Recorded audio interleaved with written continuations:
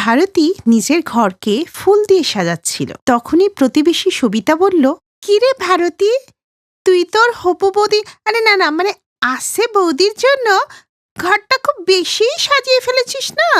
গোটা বাড়িতে তো শুধু গোলাপ আর গাঁদা ফুল। আর তা নয় তো কি, আমার বৌদি আসছে এই বাড়িতে, আর নিজের বৌদিকে স্বাগত জানানো তো খুব ভালো কাজ। মা বাবা না থাকলে কি হয়েছে, ননদ তো আছে। ভারতী আর সবিতা এইসব কথা বলা বলি করছিল, তখনই বাইরে ব্যান্ড পার্টির আওয়াজ শোনা যায়। আর কিছুক্ষণের মধ্যে ভূমি শ্বশুরবাড়ির গেটে এসে দাঁড়ায়। বৌদিকে দেখে ভারতী খুব খুশি হয়, আর ভারতী ফুলের বুকে দিয়ে বৌদিকে বরণ করে নিতে নিতে বলে, বৌদি, তোমাকে এই বাড়িতে অনেক স্বাগত। আজকে মা বাবা বেঁচে থাকলে তোমাকে অনেক ভালোবাসা দিয়ে বরণ করত। ননদের এই মিষ্টি কথা শুনে ভূমি খুব খুশি হয়, আর সেই গৃহপ্রবেশ করে। এরপরে ভারতী দাদা বৌদিকে কেকের কাছে নিয়ে যায়, আর ছুরি হাতে দিয়ে বলে, কেকটা কাটো। এই দেখে ভূমি মনে মনে ভাবে, লোকে বলে ননদরা একদম ভালো হয় না, কিন্তু আমার ননদ তো খুব ভালো। ভগবান সবাইকে যেন এরকমই ননদ দেয়। আর কিছুক্ষণ পর ও নিজের ঘরে চলে যায়। পরদিন যখন ভূমি রান্নাঘরে রান্না করছিল, তখন ভারতী এসে ভূমিকে বলল, বৌদি, তোমাকে একা রান্নার দায়িত্ব নিতে কে বলেছে? আরে না ভারতী, এটা তো আমারও বাড়ি, তুমি একদম চিন্তা করো না, আমি খুব ভালো রান্না করতে পারি। এখন তুমি যাও আর আরাম করো। না বৌদি, আমি মানছি তুমি এই বাড়ির বউ, তাই এই বাড়ির ওপর তোমার দায়িত্ব কর্তব্য আছে, কিন্তু আমিও তো এই বাড়ির মেয়ে, আমারও তো দায়িত্ব আছে। এই বলে সে ভূমিকে রান্নার কাজে সাহায্য করে। রান্না করতে করতে সে তার বৌদিকে বলে, বৌদি, তোমার বাপের বাড়ি থেকে যে ব্লু কালারের শাড়িটা দিয়েছে না, সেটা সত্যি সুন্দর, তোমার ওটা পছন্দ? দাঁড়াও, আমি এখনই আসছি। এরপরে ভূমি তার নীল শাড়িটা নিয়ে এসে ননদের হাতে দিয়ে বলে, নাও, তোমার এই শাড়িটা তো পছন্দ, তুমি রেখে দাও। নানা বৌদি, আমি ওই ভেবে কথাটা বলিনি, তোমার শাড়িটা আমার পছন্দ হয়েছে, তাই আমি শাড়িটার প্রশংসা করলাম। আর এমনিতেও আমার উপর ব্লু রংটা খুব ভালো মানায়, আমি তোমার শাড়িটা চাইনি বৌদি।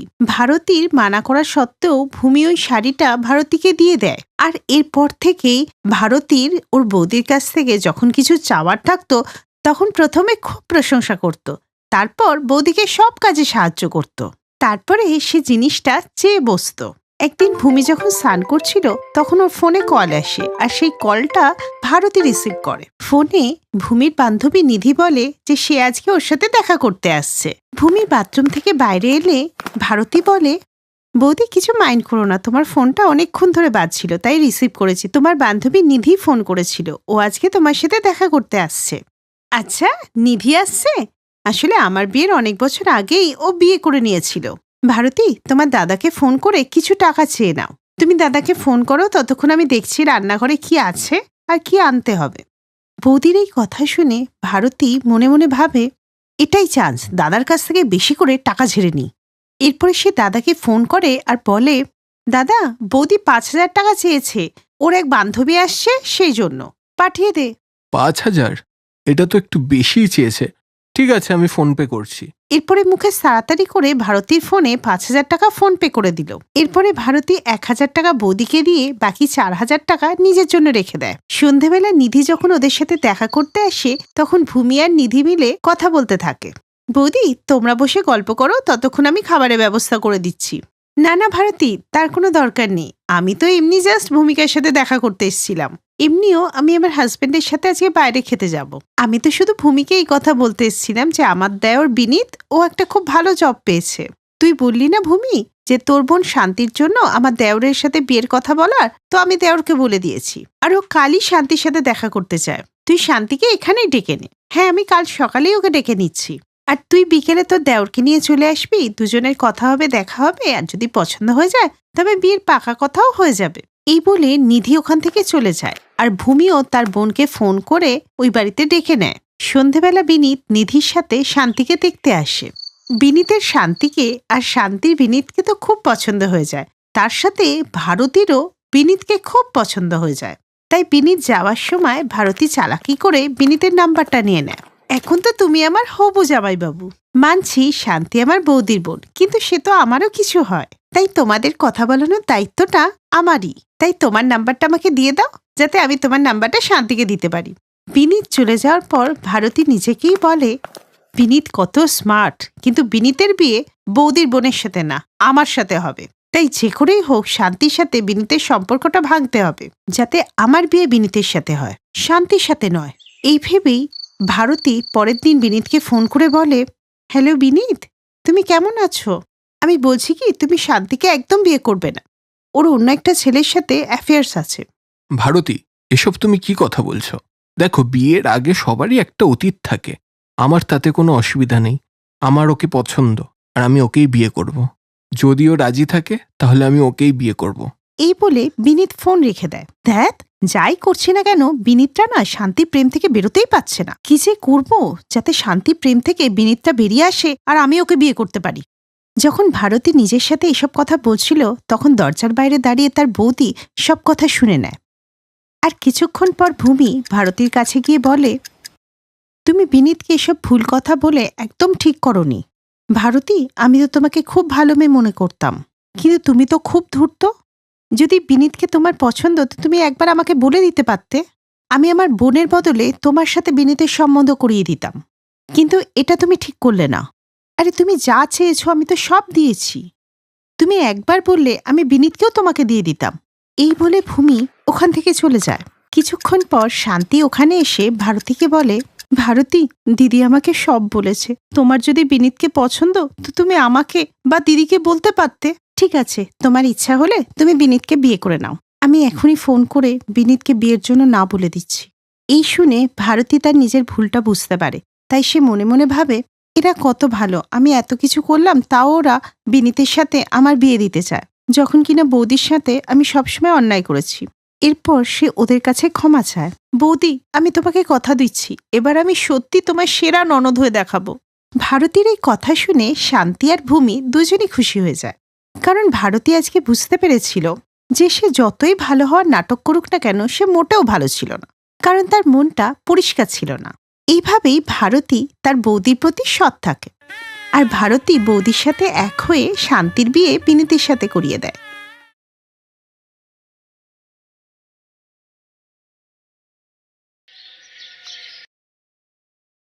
বৌদি, এসো এসো।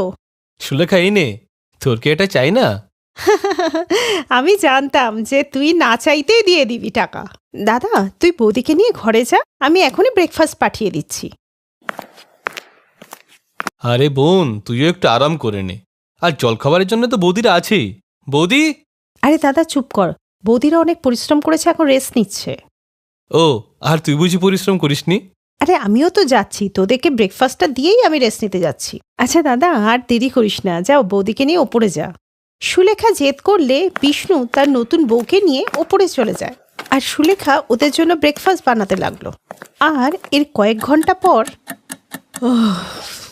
ঘুমটা না দারুণ হয়েছে। সুলেখা, এক কাপ চা নিয়ে এসো তো। হ্যাঁ বৌদি, আনছি। দাঁড়াও সুলেখা, চা তো দেবেই, তার সাথে কিছু খাবারও দিও। খালি পেটে চা খেলে না আমার আবার গ্যাস হয়ে যায়। আচ্ছা আনছি। সুলেখা সব কাজ সেরে যখন একটু আরাম করতে যাচ্ছিল, ঠিক তখনই ওর দুই বৌদি ওকে আবার কাজ ধরিয়ে দেয়। আর সুলেখাও কিছু না বলেই কাজ করতে শুরু করে দেয়। আসলে সুলেখার বাবা মা ছিল না, তাই সুলেখার দায়িত্ব ছিল ওর তিন দাদা জয়েশ, রমেশ আর বিষ্ণুর ওপর। সুলেখা তিন ভাইয়ের কাছে প্রিয় ছিল। এমনিতেই সুলেখার দুই বৌদি কাজে অলস হলেও তাদের বদবুদ্ধি ছিল প্রখর, তাই স্বামীদের সামনে ওরা সুলেখার সাথে খুব ভালো ব্যবহার করত, আর স্বামীরা চলে গেলেই ওকে নানান কাজের অর্ডার করত। কিন্তু সুলেখা কোনোদিনই তার দাদাদের কাছে বৌদিদের ব্যাপারে নালিশ করত না, কারণ সে চাইতো না যে বাড়িতে অশান্তি হোক। সুলেখা, আমি তো ভাবলাম তুমি শুয়ে আছো, চা বানাচ্ছ, কোনো গেস্ট এসছে নাকি? আরে না না, বড় বৌদি আর ছোট বৌদি উঠে গেছে, তো তাই ওদের জন্য চা বানাচ্ছি। ও, তো দিদিরা কোথায়? ওদের সাথে তো আমার আলাপই হলো না। সন্ধেবেলা যখন নতুন বউকে সবাই দেখতে আসবে, তখন ওরাও আসবে। দাও আমাকে, আমি হেল্প করছি। আরে না না বৌদি, আমি সব করে নেব, আর তোমার যদি কিছু দরকার হয় আমাকে বলো। কবিতা এটা দেখে অবাক হলো যে একমাত্র ঘরের মেয়ে সে সব কাজ করে যাচ্ছে, আর দুই বৌদি ঘর থেকে বেরোচ্ছেই না। কিন্তু সে তখন চুপ থাকলো। এরপর সন্ধেবেলা। আন্টি, আপনি ঠিকই বলেছেন, কবিতা আমাদের হীরের মতো, শুধু একটু শিখিয়ে নিতে হবে। হ্যাঁ হ্যাঁ দিদি, তুমি একদম ঠিক বলেছ। এই কবিতা, তুমি কোনো চিন্তা করো না, আমরা যেভাবে বলবো শুধু সেইভাবেই চলবে। কেন গো, তোমরা কি ওর শাশুড়ি? শাশুড়ি না হলে তো কি হয়েছে, আমরা তো ওর বড় যা, তাই আমরাই তো ওকে এবারই নিয়ম কানুন শেখাবো। আগে তো নিজেরা ভালো করে শিখে নাও, তারপর নয় ওকে শেখাবে। এই কথা বলতেই ওই দুই বউ ওই ভদ্রমহিলার সাথে ঝগড়া শুরু করে দেয়। তখন সুলেখা ওদের মাঝখানে এসে কোনো রকমে ব্যাপারটা সামলে দেয়। আর এসব দেখে কবিতা এটা বুঝে গেছিল ওর জায়েদের কাছ থেকে ও কোন জিনিসটা শিখবে না। এরপর একদিন আহা, আজকাল ওর পোড়াটা কিন্তু দারুণ হয়েছে। কবিতা বৌদি বানিয়েছে, আর তুমি এই পায়েসটা খেয়ে দেখো দাদা, এটাও অসাধারণ হয়েছে। আজকে সবকিছু তো বৌদিই বানিয়েছে, আমাকে কোনো কাজে হাত দিতে দেয়নি। ও তাই নাকি? তাহলে তো কবিতাকে কিছু একটা দিতেই হবে। এই বলে জয়েশ নিজের পকেট থেকে কিছু টাকা বার করে কবিতার হাতে দিয়ে দেয়। আর এরপর রমেশও তাই করলো। এইদিকে একদিকে যেমন সুলেখা কবিতার বিষ্ণু খুব খুশি হলো, অন্যদিকে বৌদিরা জ্বলে পুড়ে মরল। ব্রেকফাস্টের পর দুই বৌদিরা নিজেদের ঘরে যখন কথাবার্তা বলছিল, সেই সময় সেখানে কবিতাকেও ওরা ডেকে নিল। দিদি, তোমরা আমাকে ডেকেছ? হ্যাঁ, তোমার সাথে আমাদের একটু কথা ছিল, আর আমরা তোমাকে কিছু বোঝাতে চাই, যদি তুমি বুঝতে চাও। বলো না দিদি।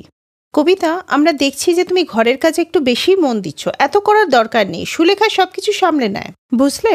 কিন্তু দিদি, ও একা কেন সব কাজ করবে? আমরা বউরা তো। কবিতা, আমাদেরকে ভুল বুঝবে না, অ্যাকচুয়ালি এসব আমরা সুলেখার ভালোর জন্যই করছি। ওকে তো দেখতে সুন্দর নয়, তারপরে যদি ও ঘরের কাজকর্ম সব না শেখে, তাহলে ওকে কে বিয়ে করবে? আরে হ্যাঁ, তা না হলে তো কি, 3 ভাই জান প্রাণ দিয়ে চেষ্টা করছে ওর বিয়ের জন্য, কিন্তু একটা সম্বন্ধও টিকছে না। ভাইরা তো সব টাকা পয়সা বোনের বিয়েতে দিয়ে দিতে রাজি। তাই আমরা ভাবলাম রূপে না হোক, গুণের দিক থেকেই নয় ওর বিয়ে হয়ে যাক।